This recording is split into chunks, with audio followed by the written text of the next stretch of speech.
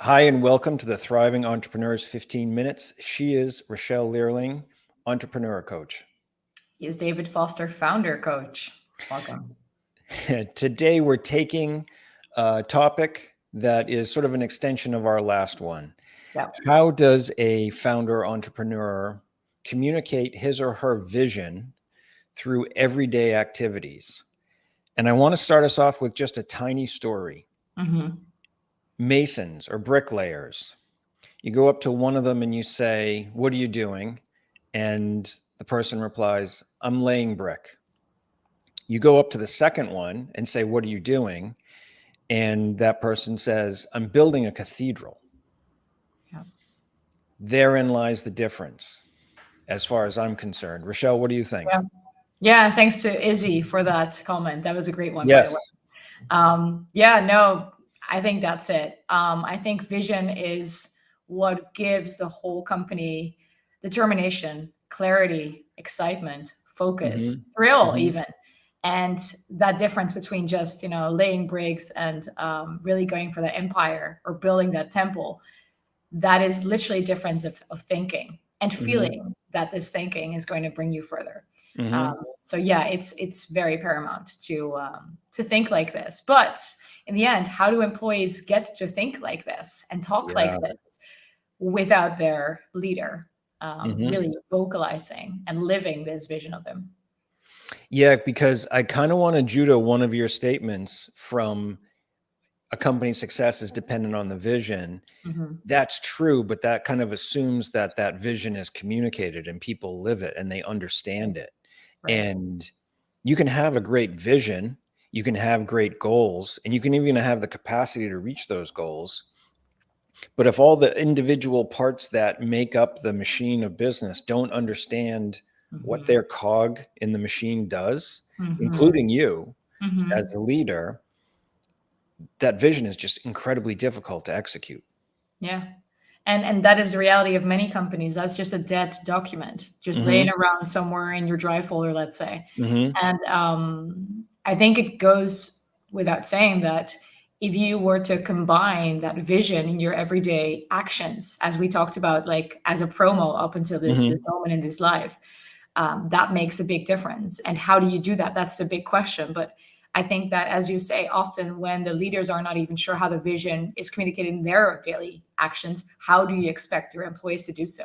And I think that if there would be anything that would be powerful in regards to living that vision, it would be tying the company goals and actions and individual actions and goals to that vision. So that's how relevant it should be, really.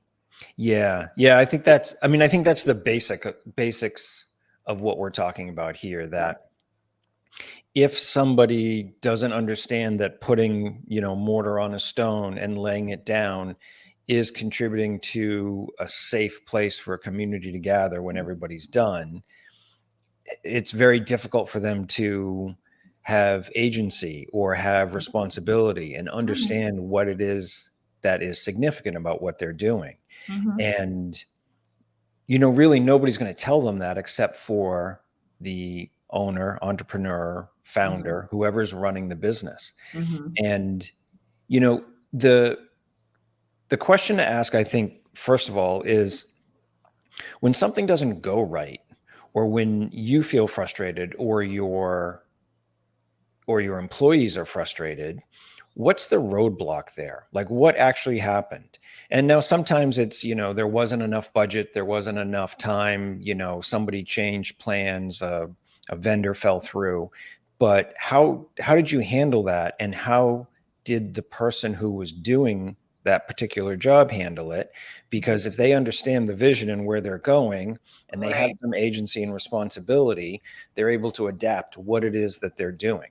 Right. And you would even ask or have them be appreciated for their way of handling this, whatever it is. It could be a failure. It could be, something that really wasn't so great for the business. But if it's still aligned to the vision and they did what they were, supposed to do in terms of the alignment to the vision, and that's actually worth, showing. But indeed, I do think that, as we just started talking about in the beginning, the employees often almost accused of not having vision and having that commitment, and not showing that ownership. Right. But to be super fair, I think it is often, I think almost always, the owner or the leader that doesn't have this translation of vision in their daily actions. And we cannot expect them to take that from us if we're not showing that, because in the end, you're leading by example. So then my question would be to you, what would be the simplest thing for leaders to really feel and live that vision on the daily? Well, I think it's almost exactly what we started with, how you connect what a person does with how it contributes to the collective output or the goal or something like that, right? So if you take any kind of simple task, and we can stick with bricklayers because it's very easy to understand, but being there on time, making sure you have the materials, or the leader making sure that those people have materials, allow you to get closer to the finish of the building and the place for everybody to collect. And if something like that, if something falls through, the leader can't, the owner, the leader, the boss, we have to pick a word there, but can't just say, you're costing me money, or this is costing time, or now the project is delayed. Well, all those things are true. It's not in the context of what the ultimate vision is. And so to be able to give somebody honest and direct feedback about how this affects the overall goal and the overall vision, I think that's the most important thing. And I do want to ask Kathy, what is triggering about being a cog in the machine? If she's still there, she can answer.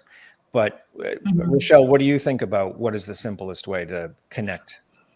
Yeah, I'm asking you because I also wanted to have time to think about it. But now that I thought about it, I actually see this pattern with, let's say, team meetings, right? Like stand-up meeting on Monday, for instance, where we tend to want to talk about, give me updates. How is this going? Do you need any help here?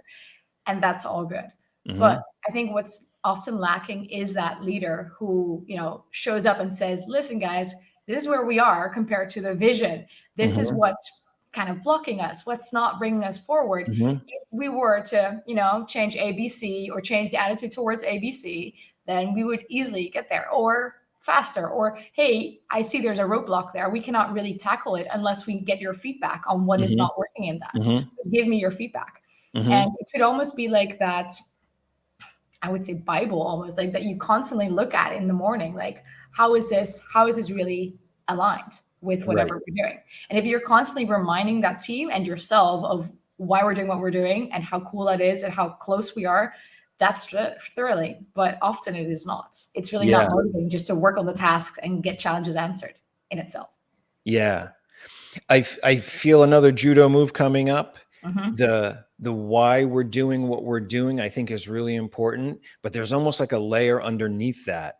Why what you are doing is important to the why of what we're doing. Oh yeah. Because a lot of times people can't make the connection between, making copies or working in a company and doing something that doesn't seem really well connected to some kind of greater vision. And I say to all the leaders, entrepreneurs, founders out there, that's kind of on you, because how is somebody supposed to understand something that they don't have access to, that hasn't been explained, that you haven't told them, right? All right, so let's go back to Kathy here for a second. Hard edge, limiting, not creative or organic. You mean the word cog? Yeah, cog in the machine. So I would say depends on the machine, right?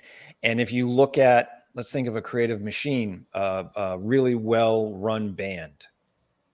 And those people have a structure, they have a song to sing, or they have a presentation. But if you look at somebody like the Grateful Dead, some of their 3 or 4 minute recorded songs went on for half an hour, but there was still some sort of cohesive sense of purpose there. So I would say, yes, a machine can be very hard-edged and can stop creativity, but if you have a machine that allows for that kind of thing, everybody participating together in it could be a really good thing. And I guess it's personal if it's triggering or not. And machine might sound like you're working in order to get something running again. And I get that. But I think we actually mean something really great, like the greater good, the thing that we're all working towards, and the bottlenecks that come while we're at it. Yeah. I think the other thing I would say to, if we're talking about explaining to somebody why what they do fits in the why of what everybody does, the statements have to be clear, but they can be very simple. Like they're not always, we're not going to make our quarterly numbers. Yeah. They're not always, I set a goal for you to have this much output, right? And you can very simply break down the steps. And even when somebody comes to you and says, I'm having a problem, or here's the update, you can take 90 seconds and ask that person, how do you think this fits in the greater scheme of things? And be ready to be surprised, because a different perspective often motivates somebody to make a different statement than you can see, right? And so if somebody comes to you and says the plant is running behind schedule and we've had all these problems with these machines, instead of, well, that's not going to make our numbers, blah, blah, blah, blah, blah. Well, what's going on there? Yeah. If we're trying to achieve this kind of throughput to do this kind of thing, how do you think we can get there? Right. What do you need? What do we need to facilitate there? Yes. Yeah. Yes. Yeah. And this is another episode, but what's the experience of you? Are you, are you difficult? Are you demanding? Are you have you had no boundaries? Whatever the thing is. Yeah. Or are you supportive? Right? Giving people what they need to do their jobs, and understanding and helping them understand why doing their jobs makes the collective work. Yeah. And I think with that ideal situation or experience of you would have to have that word of clarity in there. He or she knows what we're doing. He or she knows what's up. He or she is very much like almost like eager to get to the vision and knows exactly what we need to do to get there. And that is just exciting to be around. If you get to be part of that, if you can get to facilitate that vision and actually help that leader forwards as well, like that's such a different statement than indeed you are, pleasing, you're too kind, you just let whatever happen. And this is almost unique. I do think that if we go back to the practicality of this, that once again, I think many leaders haven't really thought through their vision, whether they came in later or whether they had the time when they started the company. So even if it were to be a dead document, you can always go back and revisit that and revive that. And look at that from a very practical angle for your business. Maybe even make that into like a brainstorm, or like what do you call it, like an off-site session where you include everybody and ask them, how would this relate to your work? Yes, that's a great idea. That's a great idea. And to let those people work together, right? So they can see how those pieces come together.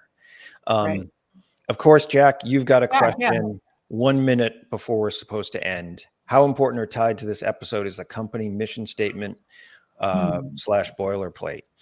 I think you may have just given us a topic for another episode, because yes, it's important, but to answer your question in 15 seconds, it's only important in the context of what the company can do, right? So you have almost like different layers of a mission statement, and you may want to, rid the world of attorneys, but you've got other missions that are below that to get to that point. What would you say, Rochelle? It's almost like it's the harder shell of the softer vision. How do you mean? Yeah. It is the aim. It is that bullseye thing that we're trying to do for a certain reason. Yet without the vision, it's empty, because without vision, we're not really motivated to get there. And in that sense, they go together. But I think vision is often lacking more than mission. Yeah. And I would also say it is a leader's job to make that connection between the company mission statement and your junior art director that you just hired who's doing production work for Google AdWords. He or she in that new position should be able to understand why what they do in that certain way gets you down that big road. And here we are, Yes, 15 yeah. minutes. P.S. This is 16 minutes now. 16 minutes. Oh my God. No worries. We never go over time. Yeah, only by a minute. Yeah. So thank you everybody for Yes. chiming in. Thank you for watching. Jack, thank you for your prompt for a new episode. And yes, I know we need to get together. Any parting words, Rochelle? Sit yourself down, do an offsite, solo offsite first of all, to really tie your vision towards the practical way of leading on the day-to-day, and then go back and ask the employees how this relates to them. Don't go and blame people. Go fix it yourself. Yeah. I think that's really good. I think my parting word is try to think about the why of what somebody's job is and do your best to explain that very clearly. Amen. There we go. Thank you for watching, and we will see you next week. See you next week. Thanks.